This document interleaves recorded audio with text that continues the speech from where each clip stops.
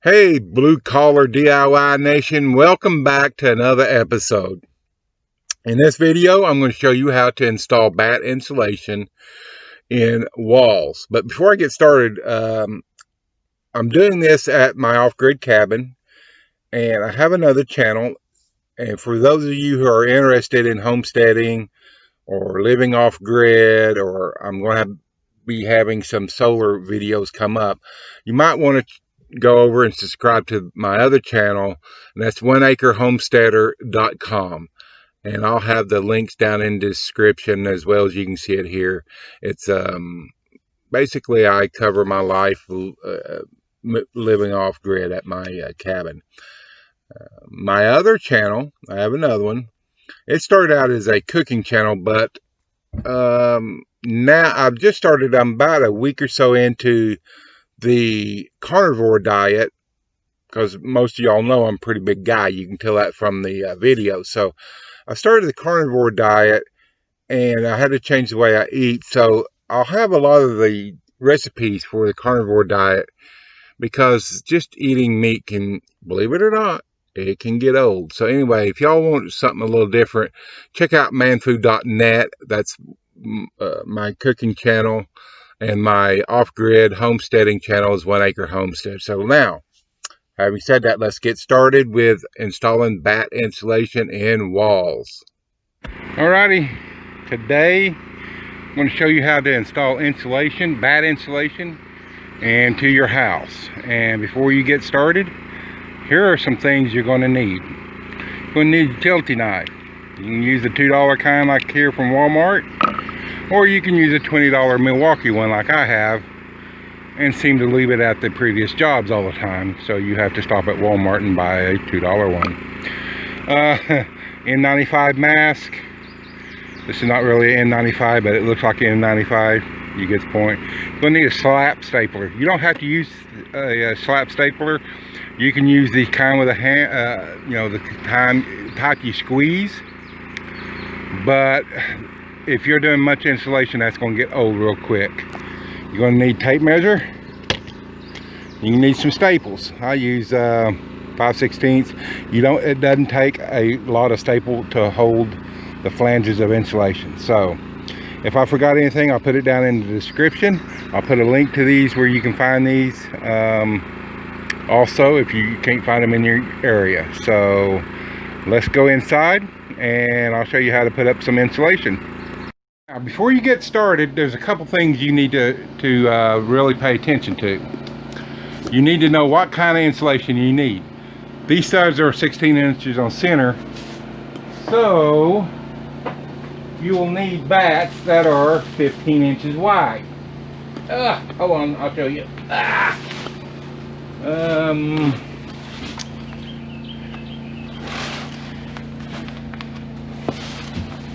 Here we go.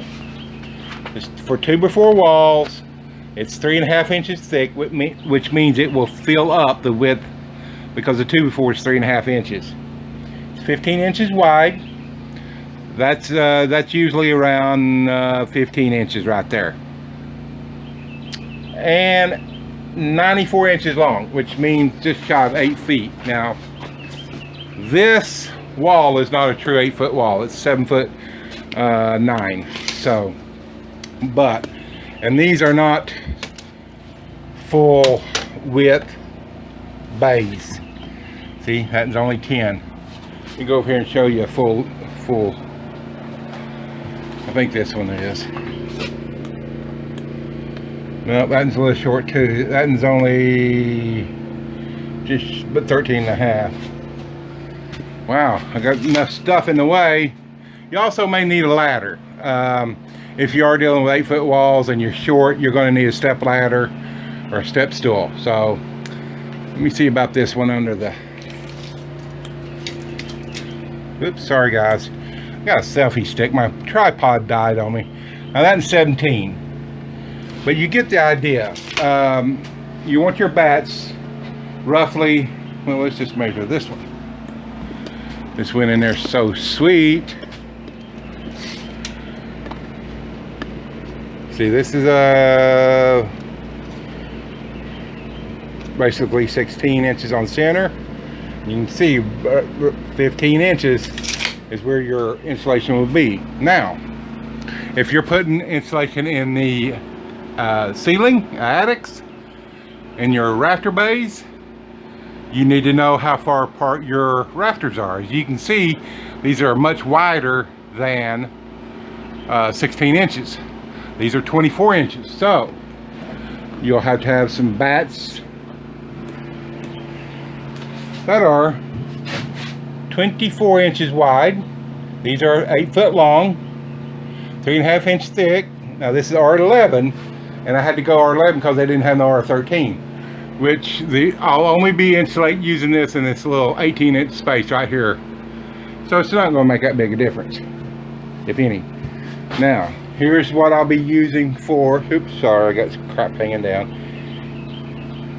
Here's what I'll be using for most of the ceiling. This is R30. It's 9.5 inches thick, 24 inches wide to go between the rafters, and these are 4 foot long, and there's 10 pieces, 80 feet in all. Okay, the R30 is going to go across here. I'll staple it to the rafters, and that gave me R30 there. I'll have R11 roughly in that little spot right there, this little 18-inch spot, and it'll be R30. So pretty much the ceiling insulation goes the same way as the wall. You have flanges unless you're using unfaced. I'll deal with that even if I have to buy straps. So anyway, let's get started, and I'll show you how to install batt insulation in your walls. Now, one thing I forgot to mention real quick, when you're buying insulation, unless you have odd size spaces that you're going to insulate, make sure you don't get this. These are R13 faced for 2x4 walls, 3.5 inches thick, 15 inches wide, but 32 feet long. This whole roll is one long roll. Now, you use that if you have, say, 6 foot walls or something like that. You can cut this to your own length. But if you're doing this whole thing and you got to cut all these at 8 foot, it is a pain in the butt. So that's why you want to buy, if you're doing 8 foot walls or near 8 foot walls like I am, you want to get the batts. Now when you take your batts, they have the fold hinges, flanges, hinges.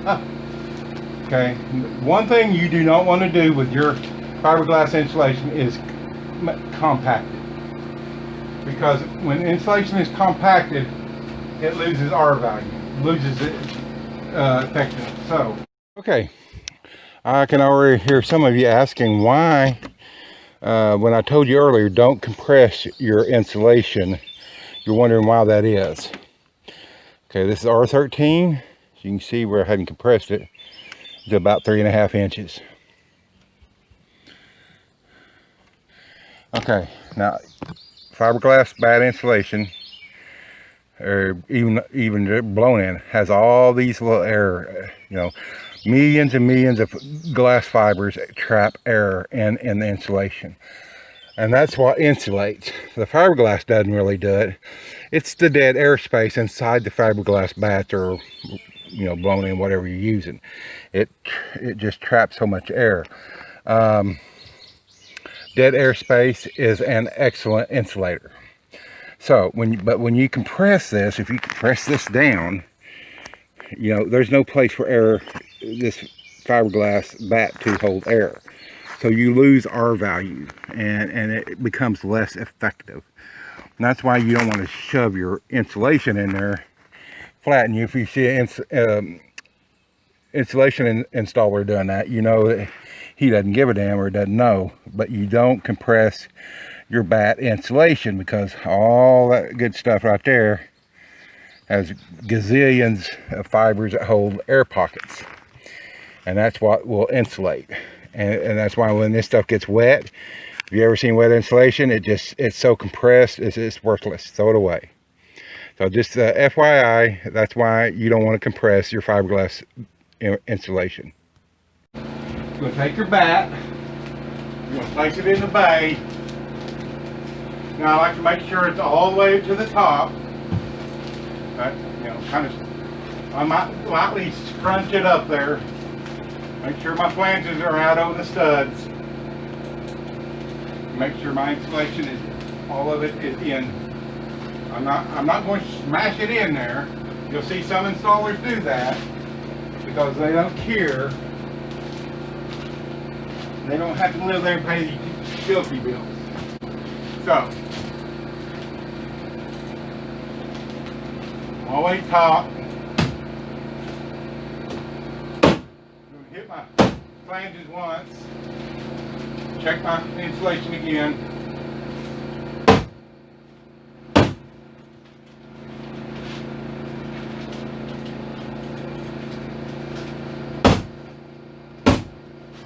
Just like that. You want to staple your flanges all the way down. Now some installers, they only put 1 or 2 staples in.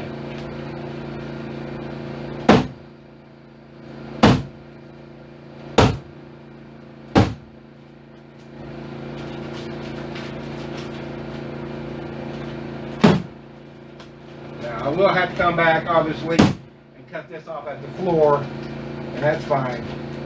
I can use those little pieces someplace else. Must be a bullets. Yep, I am. So, anyway, that's how you install batt insulation in a wall. Okay, let's do another one. Sorry, it's getting dark outside again. Okay, I'm gonna pull my flanges out. Now, if you're short or you're dealing with full 8-foot walls, you'll be on a step stool, so be careful. Or a step ladder or something like that. You'll get your insulation in the bays. Get your flanges hanging out. Now, one thing I like to do, depending on which way I'm going, when I put the next batt insulation in, bring my flanges overlapping the next flange. And I'll start nailing from the top down. This is my preference.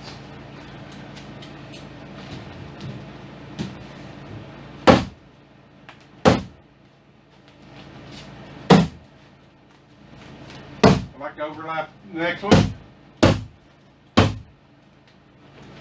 Yeah, that's just my preference.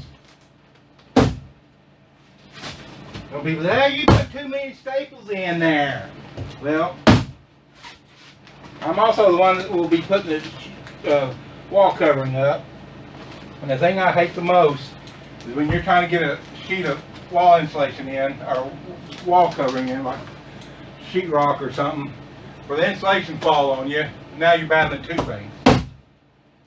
So I'll put a few extra staples in just to prevent that.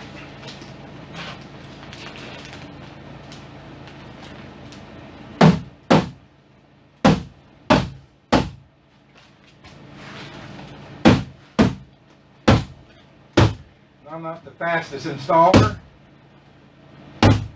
Don't care. That's how you're going to do your insulation, right there. So, one thing you'll probably be wanting to know is, hold on, get this out of the way.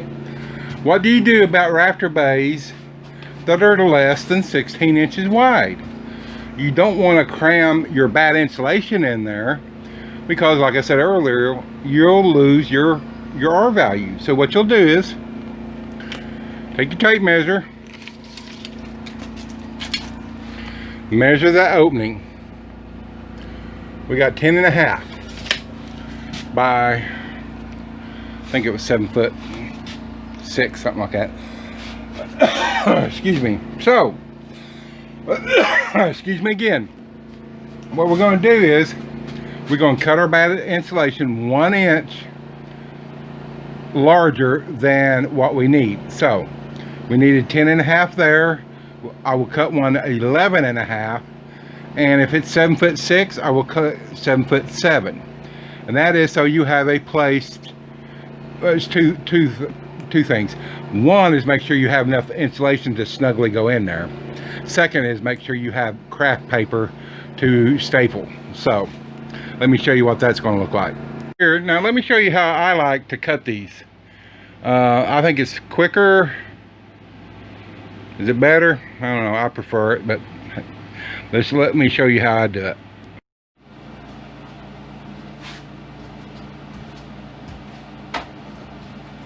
Okay, now I measured my stud bay height, and it's 89 inches. So I'm going to pull out, now this is the roll that's 32 foot long. I don't have no more batts left for the walls, so I'm using this. I'm pull some out. It's 89 inches long.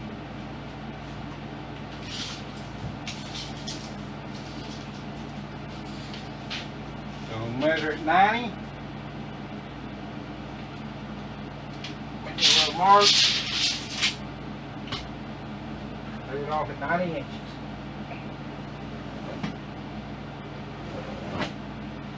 Okay. Measure the width of my stud bay. About 9.5. So we need an extra inch. So roughly 10.5. So since this is 15 inches wide, I know I'm going to take out about 4.5, 5 inches. Make a mark there. And then here, make another mark. 4.5 inches, 5. Now all I have to do, cut 30 straight line.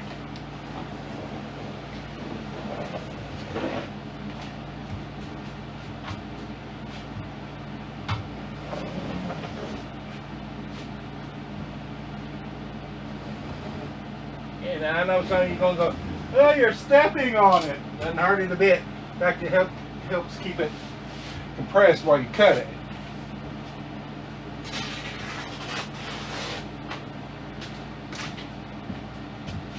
Find the stapler. There it is.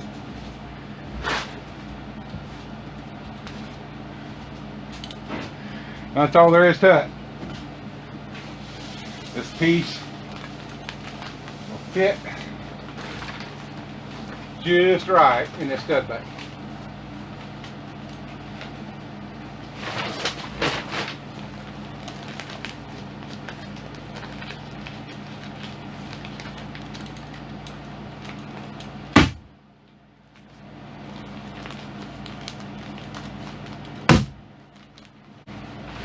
Okay, take you out of the holder. There you go. That's how you do it, folks. Okay, there's all them little pieces filled in, little shallow rafter stud bay. Got any questions, comments? Go ahead and leave them in the comment section below.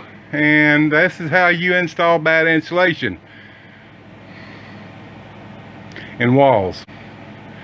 Donald, Blue Collar DIY. Don't forget to check the blog at bluecollardiy.com.